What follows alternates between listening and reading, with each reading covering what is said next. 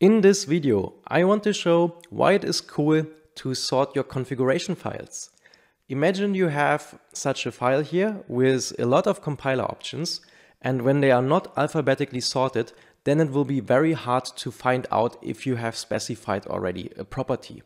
For example, if you're looking for the allow.js property, then you would usually expect that to be here at the very beginning as it starts with an A. But since this is not the case here, you have then to scroll up and down in the whole file to then find the property. Or, of course, you can use the search here. With allow.js, I will then find that it is defined already in line 70. That's not ideal. In an ideal world, you would find things where you expect them, which in this case would be at the beginning of the file. Another problem when things are not sorted alphabetically is that a new developer will just put something somewhere because everything is all over the place. Yeah, it's unclean, it's not tidy. So another developer will just come and say, oh, I need to have allow.js, I don't know where it is, I will just put it in here, and then a new property is added. And the problem that we will then have is that we will have the property twice. So VS Code shows us that, which is cool. But if you are not in VS Code, for example, if you make a change in the GitHub web UI, then you wouldn't get this warning and you wouldn't see that you have a property twice. And this will cause errors because the property that then comes later and has the same name will overwrite the one from before. To just avoid these problems, the best thing is to alphabetically sort the whole file here.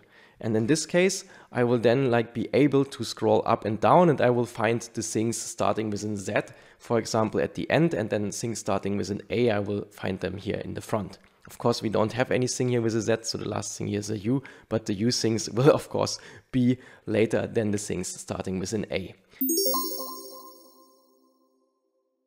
Often you will also have the case that properties are prefixed. So for example, here we see that very well. Properties that allow something are starting with the allow prefix, so they all line up here together. And properties that disallow something start with a no prefix. We have, for example, here no implicit returns, which will forbid us to use implicit returns. So we always have to be explicit. As you can see, there is some logic behind, and it really makes sense to sort the properties. Of course, you don't always want to sort everything in one go.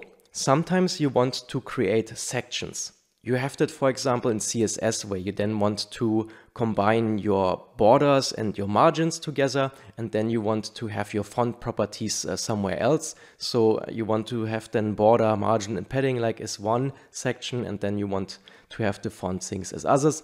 The same can apply to a configuration file. So here I have a file where there is a type checking section, and we would like to sort only the properties inside that little section here, but not together with other properties. So for example, the module properties, they should be sorted as one set, and then the type checking properties should be sorted as another set. Fortunately, this is not a big deal. We can simply go down to the type checking properties, sort them individually, so not together with other properties, and we can then take any other section in here.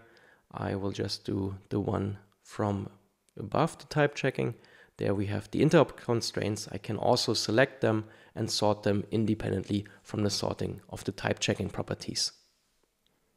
This gives us a good overview and makes it visible when we have a property listed twice.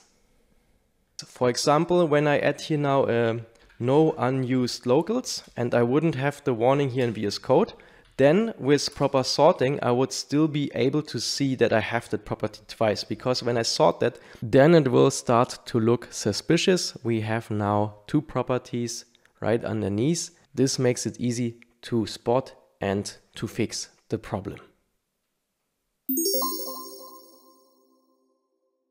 A great example that applies sorting is Dino's tsconfig file. So if you have a look at Dino's tsconfig file, you will see that all the compiler options are alphabetically sorted, which makes it very easy to find a property or add a new one.